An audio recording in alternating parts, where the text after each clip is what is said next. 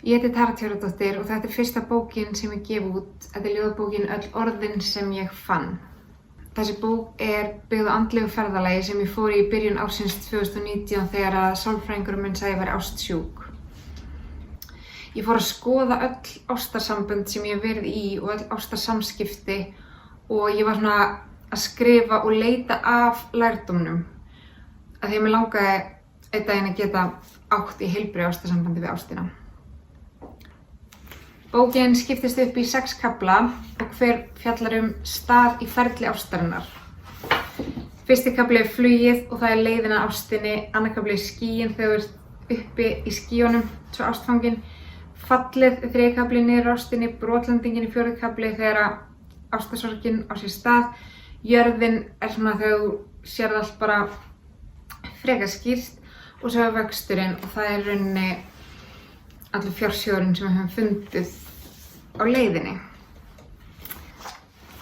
Bókin með alls konar handskrifuðu sem úr dagbókafærslum og myndskreytingum eftir mig.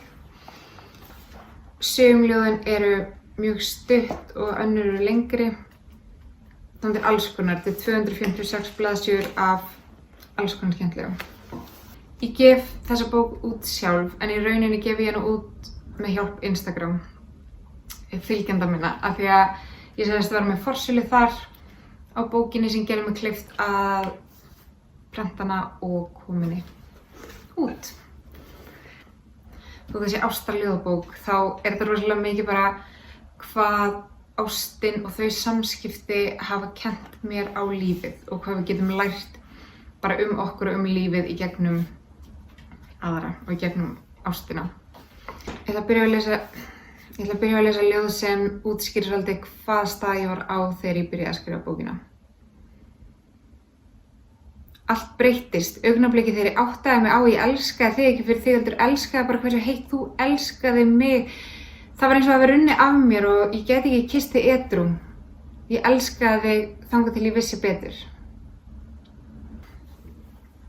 Fyrsta nóttin okkar var fyrsta nóttin mín með konu, var nóttin sem ég fattaði að ástin ekki bara heimilisfang, heldur heil ókönnuð heimsálfa. Fyrsta nóttin okkar var eina nóttin okkar en ég spilaði hana oftar en ég get nokkuð tíma talið eins og hún sé eina VFS-bólin á heimilinu því hún fylgdi frítt með tækinu. Ég hef spunnið upp ótal senur af samband okkar í huganum og ástarbréfi sem ég sendi hefur greinilega týnst einhvers staðar í póstinum.